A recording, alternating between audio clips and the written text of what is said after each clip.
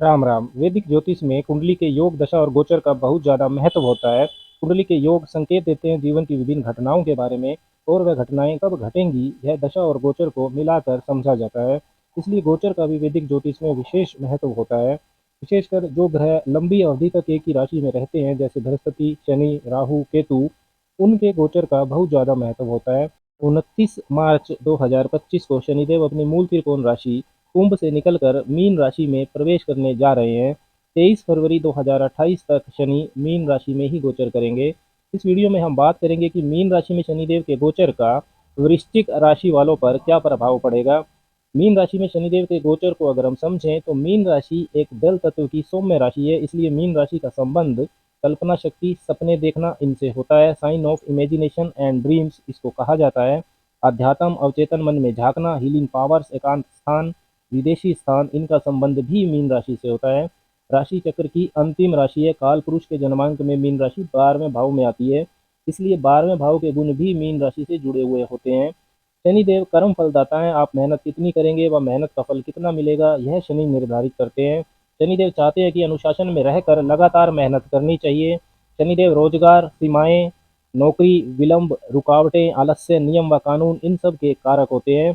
कल्पना की राशि में वास्तविकता और लगातार मेहनत के कारक शनि गोचर करते हुए असहज महसूस करेंगे। इसलिए शनिदेव का गोचर मीन राशि में थोड़ा मुश्किल गोचर रहने वाला है। मीन राशि के आध्यात्मिक ज्ञान का गुण भी शनिदेव को पसंद नहीं, क्योंकि शनिदेव कर्म प्रधान ग्रह हैं।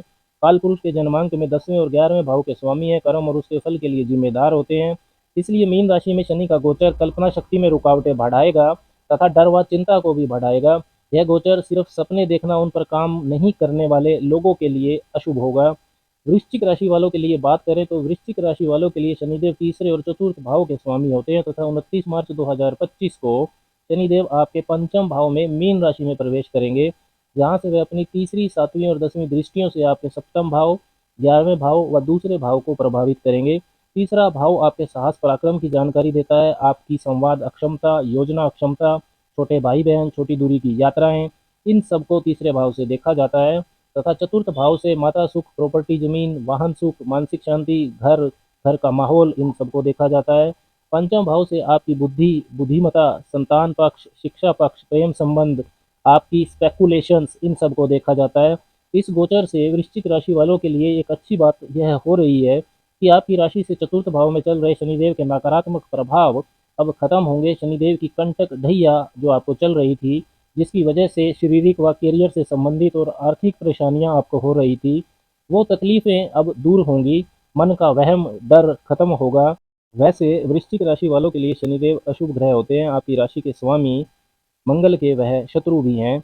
पंचम भाव में भी शनि का गोचर बहुत ज़्यादा शुभ नहीं माना जाता है, क्योंकि काल पुरुष के जन्मांक में जो कि मेष लगन का होता है, उसमें सूर्य पंचम भाव के स्वामी बनते हैं और शनि सूर्य से शत्रुता रखते हैं। शनिदेव का पंचम भाव में गोचर विद्यार्थियों को अच्छा परिणाम दे सकता है। उनकी एकाग्रता शिक्षा को लेकर बढ़ेगी। शनि के प्रभाव से प्रेम संबंधों में निकटता आएगी, संबंध मजबूत होंगे। अपने रिश्ते में नैतिकता आपको बनाकर रखनी है, लेकिन प्रेम विवाह के प्रयास में अड़चनें बढ़ सकती हैं, क्योंकि शनिदेव की तीसरी दृष्टि सप्तम भाव पर रहने वाली है। आप इस गोचर के प्रभाव से नौकरी बदलने में कामयाब हो सकते हैं। पद प्रतिष्ठा में सकारात्मक बदलाव आ सकता है। शेयर बाजार में निवेश करने से आपको लाभ मिल सकता है। संतान को लेकर कुछ चिंताएं रहेंगी, लेकिन आपकी संतान तरक्की करेगी।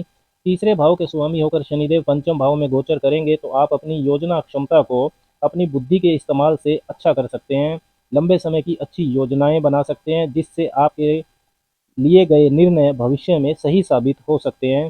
चौथे भाव के स्वामी होकर भी शनिदेव पंचम भाव में हैं, तो रियल एस्टेट, मकान, जमीन, वाहन के काम से या आर्किटेक्चर या कृषि कार्यों से यदि आप जुड़े हैं तो आपका लाभ बढ़ सकता है। शनिदेव की दृष्टियां लाभ भाव व धन भाव पर रहने वाली हैं, तो धन प्राप्ति के लिए संघर्ष तो अभी भी चलेगा। मेहनत आपको ज़्यादा करनी होगी। आलस्य से आपको बचकर रहना है। व्यापार करने वाले जातकों को अपनी आमदनी में बढ़ोतरी के लिए कुछ नई निवेश की नीति अपनानी होगी।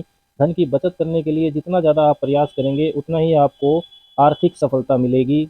उपाय के तौर पर हर रोज आपको 3 बार हनुमान चालीसा का पाठ करना चाहिए। रोजगार की समस्या ज़्यादा हो तो शनिवार को 1.25 किलोग्राम काली उड़द की दाल या काले तिल लेकर उसे निर्धन को दान कर दें। कम से कम 5 शनिवार आपको जरूर करना चाहिए। शनिवार की शाम को पीपल के नीचे सरसों के तेल का दीपक भी आप जलाएं।